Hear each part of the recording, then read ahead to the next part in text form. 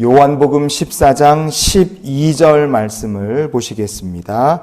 내가 진실로 진실로 너희에게 이르노니 나를 믿는 자는 내가 하는 일을 그도 할 것이요 또한 그보다 큰 일도 하리니 이는 내가 아버지께로 감이라. 아멘. 주님께서는 제자들에게 내가 하는 일을 그도 할 것이다 이렇게 말씀하셨어요. 내가 하는 일이라 주님이 말씀하신 이 이야기가 도대체 구체적으로 뭘까 한번 생각을 해봤으면 좋겠습니다. 내가 하는 일, 그러면 우리도 주님이 하신 것처럼 막 기적을 행해야 되느냐 이거예요. 제자들이 그렇게 했습니까? 제자들이 주님처럼 물 위를 막 걸어다니고, 제자들이 주님처럼 풍랑의 바다를 막 잔잔하게 하고, 병든 자를 고치고 귀신 쫓아내고 심지어 죽은 자를 고치는 역사가 나타났는가? 사도행전을 보면 그런 역사가 나타나는 것도 있지만, 그러나 생각보다 사도행전은 만약에 주님이 말씀하신 내가 하는 일이 기적을 행하고 병자를 고치고 귀신을 쫓아내는 일이었다면, 사도행전은 제자들이 활동한 이야기를 담고 있기 때문에 사도행전 전체가 아마 놀라운 기적의 이야기로 도배가 되다시피 해야 됐을 거예요. 사도행전에는 기적의 이야기가 생각보다 적습니다. 그것은 주께서 말씀하신 내가 하는 일이라는 것이 제자들에게 원하신 것이 기적이 아니라 다른 것에 있다는 뜻입니다.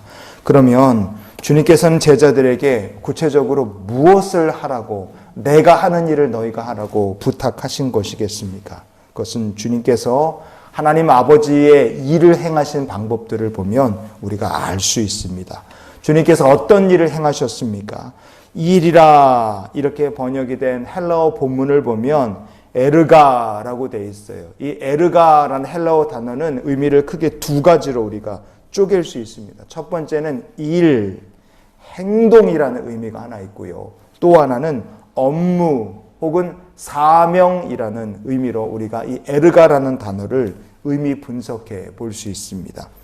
주님께서 이 땅에 어떤 일을 위해서 오셨느냐? 하나님 아버지의 뜻을 성취하시기 위해 이 땅에 오셨습니다. 그리고 그 사명을 성취하기 위해서 예수님께서는 어떻게 행동하셨고 어떤 업무를 하셨느냐 이거예요.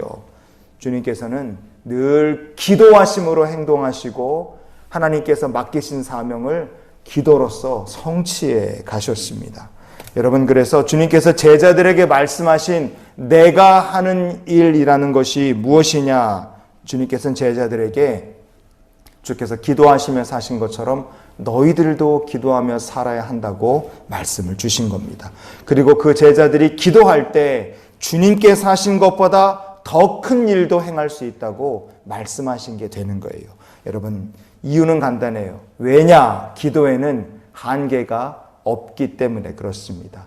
오늘 우리가 주님의 제자로 그리스도를 나의 구주로 믿고 사는 사람이라면 우리도 주님이 하신 일을 하며 사는 하루가 되기를 원합니다. 그것은 기도하는 일이고 우리의 기도는 한계가 없기 때문에 우리가 기도하며 살 때, 성령의 역사 통로가 될 때 우리의 삶 가운데 주님이 하신 일보다 더 큰 일들도 나타나고 이루어지는 역사가 임하게 될 줄 믿습니다. 우리가 6.25 전쟁 후에 온 나라가 잿더미 폐허 위에 있었죠. 그러나 그 모든 잿더미 절망 속에 딛고 일어나 세계 선진국들과 어깨를 나란히 할 강대국으로 이 대한민국이 올라올 수 있었던 건 한강의 기적이 있었기 때문에 그렇습니다. 새마을운동을 하고 한강의 기적을 일으키고 이 나라를 여기까지 올 수 있도록 이끄신 수많은 영웅들이 있고 열심히 일하고 자기의 삶을 바친 애국자들이 이 땅에 정말 많이 있었어요. 그 놀라운 일들을 하신 분들 중에 한 사람이 포항제철, 오늘날의 포스코를 일구신 한국의 철광왕 박태준 씨입니다. 박태준 회장. 이 박태준 회장은 아무것도 없는 포항의 영일만에다가 포항제철을 만들고 표가, 이분의 인생의 표가 제철 보국, 철을 만들어 나라에 보답하고 나라를 이롭게 한다는 정신으로 미친 듯이 일한 분이 바로 박태준 회장이었습니다. 왜냐, 그 포항제철을 만든 돈은, 자본금은 일제시대 그 시절에 대한 배상금으로 일본에서 받아온 돈이기 때문에 그래요. 그 돈을 가지고 농사를 지을 수도 있고 사람들에게 나눠줄 수도 있었으나 나라에서 그 배상금을 가지고 와서 제철소를 만들었어요. 그러니 얼마나 중요한 돈입니까? 박태준 회장님은 조상의 혈세로 짓는 제철소다. 실패하면 우양우해서 영일 만에 빠져 죽자. 제철보국을 우리 인생의 신조로 삼자. 이분은 이런 마음으로 정말로 진실하게 열심히 제철소를 만드는데 자기 삶을 다 던졌습니다. 얼마나 열심히, 얼마나 필사적으로 살았겠어요. 박태준 회장이 나중에 60대 됐을 때 폐석화 증상이 와서 폐수술을 받으신 거예요. 박태준 회장의 폐수술을 맡은 미국 의사들이 박태준 회장 수술을 하면서 폐를 열었는데 보니까 폐 속에 모래 분진이 가득했다는 걸 보고 깜짝 놀랐다고 합니다. 얼마나 모래바람이 부는 영일만을 누비면서 열심히 일했으면 폐 속에 모래 분진이 가득해서 폐석화 증상이 찾아왔겠습니까? 포항제철을 성공시키기 위해서 그렇게 미친 듯이 일한 분이 박태준 회장이었어요. 근데 그분을 전도한 사람이 있습니다. 박태준 회장은 평생에 무신론자로 살았어요. 그런데 그가 노년에 예수님을 영접하고 크리스찬이 됩니다. 그 박태준 회장을 전도하신 분이 유승관 목사님이란 분이에요. 유승관 목사. 유승관 목사님이 원래부터 목회자는 아닙니다. 이분은 포스코 사장실에서 근무하던 평신도 직원이었어요.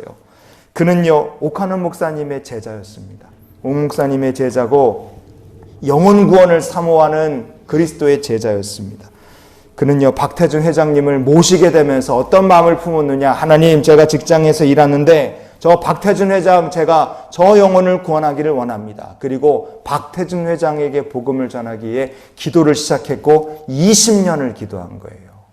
20년을 기도하며 박태준 회장의 영혼 구원을 위해 이분이 계속해서 직장 내에서 하나님께 목적을 두고 기도하고 포스코 신우회가 있었는데 포스코 신우회에도 박태준 회장과 임원들의 영혼 구원을 위해 이분이 신우회에 참석해서 20년 동안 같이 기도를 한 겁니다. 그러다가 1993년 박태준 회장이 포스코 회장직에서 사퇴를 하게 됐어요. 비자금이나 뇌물 수수 혐의로 수사를 받고 고초를 겪고 감옥에 이제 들어가서 구속이 된 겁니다. 그때 유승관 목사님은 박태준 회장님에게 복음을 전할 기회를 얻게 됐어요. 하나님께서 얼마나 당신을 사랑하시는지 아느냐 그러면서 수도 없이 복음을 적어서 박태준 회장을 위한 편지, 전도 편지를 수도 없이 보냈습니다. 틈만 나면 찾아가서 만나고요. 수도 없이 전도 편지를 보내고 얼마나 많은 사람들이 박태준 회장을 위해서 기도하고 있는지를 알려줬어요. 그리고 마침내 박태준 회장님은 인생의 고초 가운데 예수님을 영접하게 됩니다. 그리고 죽는 날까지 신실하게 하나님을 섬기다가 그분이 돌아가셔요. 여러분, 주님께서는 제자들에게 너희가 나를 믿는다면 내가 하는 일을 할 것이다. 그렇게 말씀하셨어요. 그 내가 하는 일이 바로 기도하는 일이었습니다. 하나님 아버지를 우리가 믿는다면, 우리가 예수 그리스도의 제자라면 우리가 해야 될 주님의 일은 바로 기도하는 일인 줄 믿습니다. 그리고 기도하며 사는 그 성도, 예수를 그리스도로 믿는 그 성도의 삶을 성령께서는 역사하실 통로로 삼아 일하실 줄 믿습니다. 그때 우리의 삶은 주님이 하신 일보다 더 큰 일을 이루어가는 삶이 되게 하나님 역사하실 줄 믿습니다.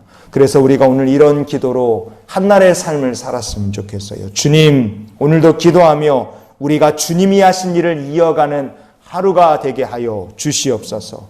예수께서 제자들에게 말씀하신 일, 내가 하는 일은 바로 기도의 일이었어요. 그 기도에는 한계가 없는 줄 믿습니다. 오늘도 기도하며 주님이 하신 일을 이어가고 우리가 기도하는 그 자리, 그 기도의 응답이 우리의 삶 속에 놀랍고 어마어마하게 찾아오는 복된 삶이 되시기를 예수님의 이름으로 축원을 드립니다.